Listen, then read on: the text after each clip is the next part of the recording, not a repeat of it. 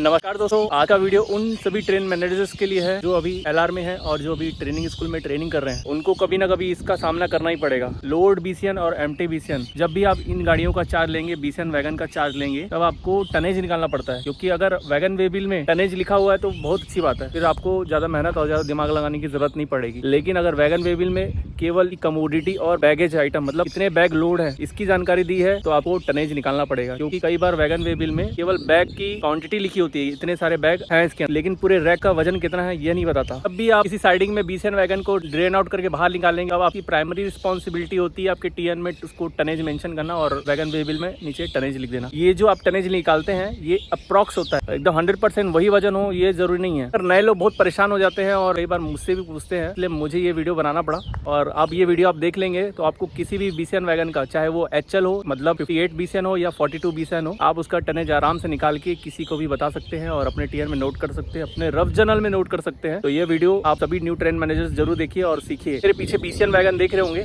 Total 42 wagon है और 42 के 42 लोड है और एक ब्रेक वैन है जिसमें हूँ और एक पावर है। तो 42 बीसीएन का लोड प्लस एक ब्रेक वैन का लोड कितना होगा ये आपको लिखना है। तो चलिए आपको बताता हूँ आप कैसे निकालेंगे।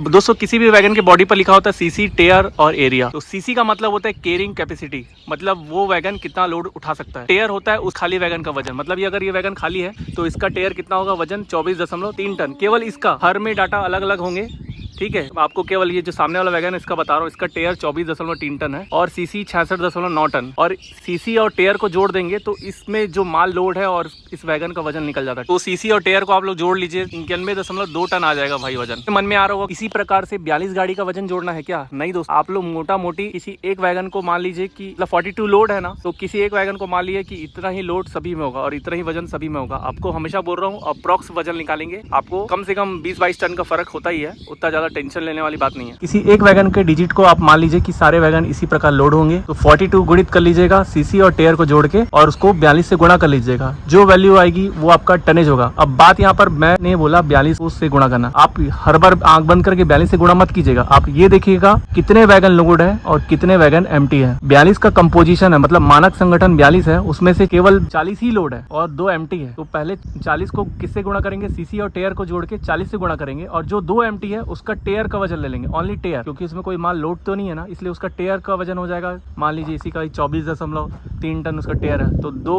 वैगन को 24.3 से गुणा कर लेंगे, जो वैल्यू आएगी और जो 40 से गुणा की जो वैल्यू आएगी उसको जोड़ दीजिएगा तो आपको 42 बीसीएन का वजन आ जाएगा। ये ब्रेक वैन भैया 42 की बात है, 43वां गाड़ी तो ये भी तो है, इसका भी तो वजन लोगे।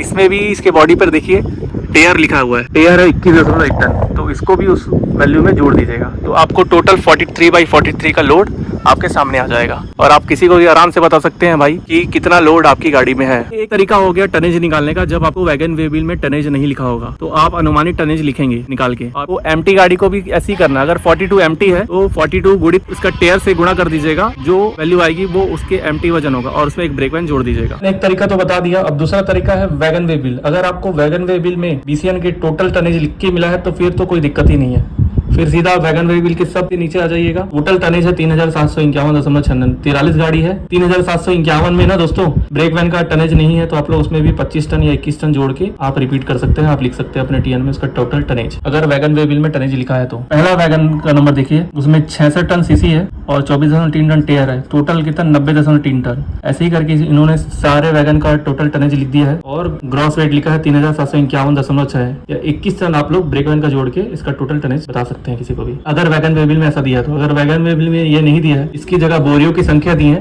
तो आपको मैंने पहला जो मेथड बताया था उसी मेथड के अनुसार आप लोग अप्रॉक्स टनेज निकालेंगे। तो दोनों में अंतर दिखाता हूँ कितना टनेज का अंतर होता है दोनों में, ठीक है। मैंने पहला मेथड और सेकंड मेथड दोनों का वजन निकालता हूँ। पहले मेथड में मैंने बोला था एक बड़ा डिजिट ले लेंगे अपन 90.3 टन सीसी और टेयर को जोड़ के, 42 टोटल वैगन लोड है गुणित 90.3 इसको किए बराबर, और इसमें अपन ब्रेक वैन का जोड़ देंगे 21 ton is equal to 3813.6 ton आ रहा है। अब इसमें जो लिखा हुआ है इससे माइनस कर देते हैं 3751।